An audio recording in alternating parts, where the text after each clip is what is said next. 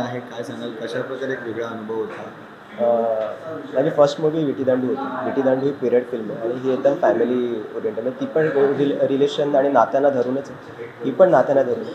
म्हणजे प्रत्येक फिल्म ही कुठे ना कुठेतरी नात्याला धरूनच असते आणि ह्या फिल्ममधून पण मी मेसेज देण्याचा प्रयत्न केला जो लोकांना आवडेल आणि तो लोकांपर्यंत पोचेल. म्हणजे पोस्टरमधून सुद्धा कळत असेल की कशा प्रकारची फिल्म आहे, ट्रेलरमधून पण कळेल की कशा प्रकारची फिल्म ही तुमच्यासमोर येते. सोनाली मॅम सोबत कसा अनुभव होता काम करण्याचा तुमचा आणि त्या अरे बापरे! म्हणजे पहिल्यांदा मी ज्या वेळेला त्यांना स्क्रिप्ट ऐकवायला गेलो त्याला थोडं घाबरत गेलेलो. पण त्या अशा आहेत की त्या सगळ्यांना एवढं ईज करून टाकतात, म्हणजे त्या मित्र बनवून टाकतात सगळ्यांना आणि त्या तशाच प्रकारे काम करतात. म्हणजे पहिला दिवस, दुसरा दिवस, तिसऱ्या दिवसानंतर असं झालं की आम्ही सगळे एकत्र बसून जेवतोय, सगळ्या गप्पा मारतात. प्लस त्यांचे सजेशन्स खूप चांगले असतात. म्हणजे ते प्रत्येक गोष्टीचा विचार करून आणि त्यांच्या कॅरेक्टरचा विचार करून त्या म्हणजे प्रत्येक गोष्ट करतात. सो त्यांच्याबरोबर काम करताना शिकायलाच मिळतं आणि त्याच्यातून आपण वेगवेगळ्या गोष्टी अजून एक्सपेरिमेंट करत असतो. मी असं सांगेन की राहुल जाधव हा माझा पहिल्यापासूनचा मित्र. म्हणजे आम्ही DOP डायरेक्टरचं रिलेशन असं काहीच नाही. आम्ही दोघं मित्र आणि त्याच्यामुळे प्रत्येक सीन होता ना म्हणजे तो आम्ही एवढं हसून खेळून आणि ते करत होतो.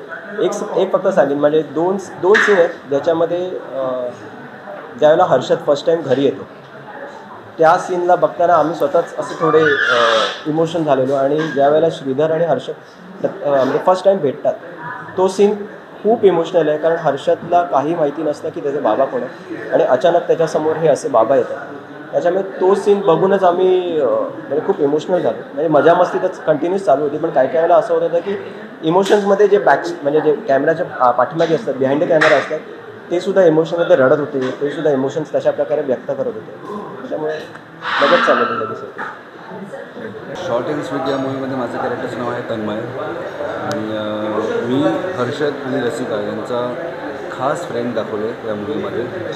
आता माझं कॅरेक्टर एक्झॅक्टली कसं आहे ते मी पूर्ण सांगूच शकत नाही कारण का ओव्हरऑल मूवीमध्ये माझं कधी खटकतं आहे, कधी जमतं आहे, जुळतं आहे आणि मी कधी सावरतो आहे, कधी भडकतो आहे आणि रागवतो आहे, रुजतो आहे.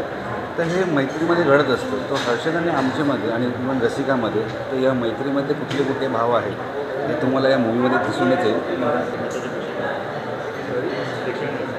प्रेक्षकांना आवडतं.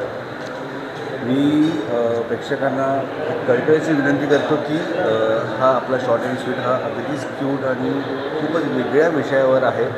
सो तुम्ही आपल्या आसपासच्या चित्रपटगृहामध्ये जाऊन 3 नोव्हेंबरला नक्की हा मूवी पहा. तुम्हाला नक्कीच आवडेल ही माझी खात्री आहे.